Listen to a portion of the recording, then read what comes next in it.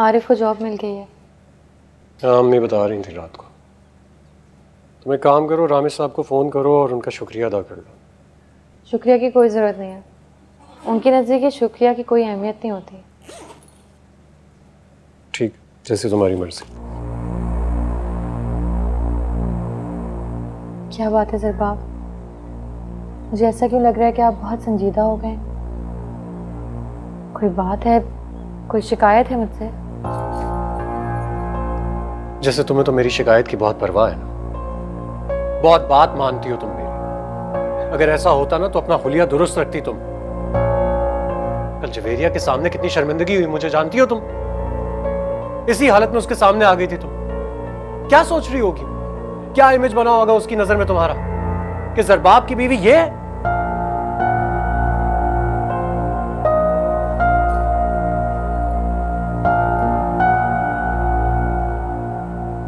ज़रबाब, इल्मा, इल्मा, क्या हुआ इल्मा? तुम ठीक हो? हाँ?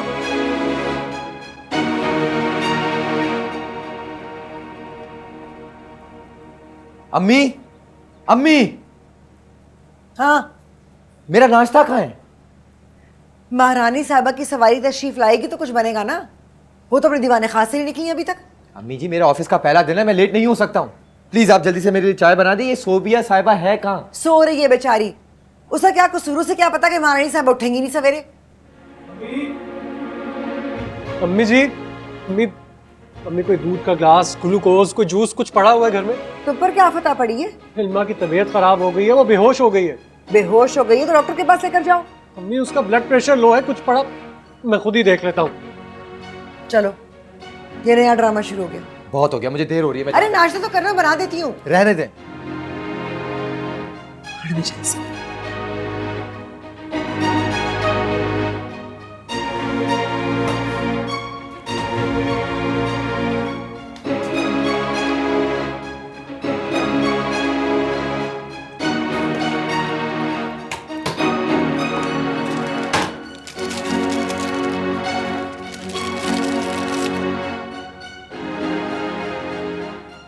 ये लो, जल्दी से पियो।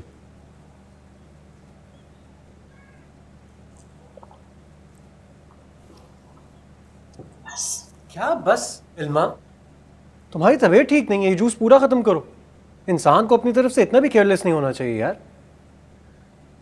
ज़रबाब, देर हो रही है, मुझे सबके लिए नाश्ता भी बनाना है। कोई ज़रूरत नहीं है, बैठी रहो आराम से। मैं अम्मी को बता कर आया हूँ कि तुम्हारी तबीयत ठीक नहीं है, सोबिया किचन में नाश्ते बना लेगी। लेकिन ज़रबाब, लेकिन कुछ नहीं इल्मा, मैं तुमसे कह रहा हूँ ना, तुम रेस्ट करो। पता खुदा न खास्ता अगर तुम किचन में गिर जाती तो लेने के देने पड़ जाते। मैं ऑफिस जा रहा हूँ और अम्मी से कह दूंगा कि सोबिया से कहें तुम्हारे नाश्ते का इंतज़ाम करें। शाम को वापस आते वक्त डॉक्टर का अपॉइंटमेंट लेकर आऊँगा। ये क्या अभी से अस्पताल में डॉक्टर की बातें शुरू हो गई? अम्मी आप देखिए ना, इल्मा की तबीयत ठीक नहीं है, चक्कर खाकर गिरने लगी थी, शुक्र है मैंने पकड़ ली। क्यों परेशान कर रही हो मियाँ को? साफ साफ बता क्यों नहीं देती कि क्या बात है? वो तो खैर मर्द है, मगर तुम्हें तो अपनी तबीयत का अंदाजा हो गया होगा। पैर भारी हो गया है ना?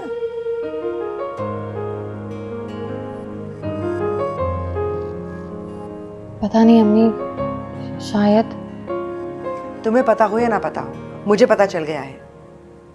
बिला वजह तुमने सुबह सुबह इतना हंगामा खड़ा कर दिया है, मियाँ की दौड़े लगवा दी, देवर बेचारे को बगैर नाश्ते के दफ्तर भेज दिया। बीबी, तुम तो 9 महीने में ना को चने चबवा दोगी, भूखा ही मार डालोगी। नहीं अम्मी, मैं बस बाहर आने ही वाली थी। रहने दो बीबी, ये दिन हमने भी देखे हैं, कोई निराली बात नहीं है। सब कुछ किया और घर की पेशियां भी भुगती। अरे एक शर्म लिहाज हया होती थी सासू सर के सामने। ये चक्कर आ जाना, दिल मत लाना, कोई अनोखी बातें नहीं है, सबके साथ ही ऐसा होता है।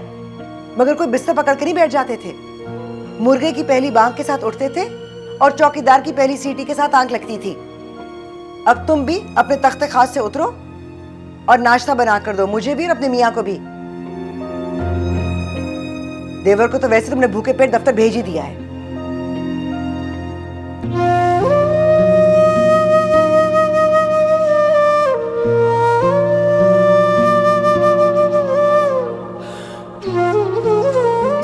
कितना दर्द छुपा हुआ है। बाबुल के घर को, इसके सहन को, इसकी छत को छोड़ना वाकई इतना आसान होगा? जाके मैगी को दे दो संदेश, यहाँ का घर प्यारा लगे।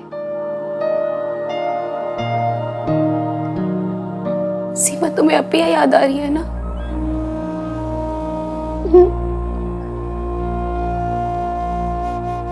मुझे भी।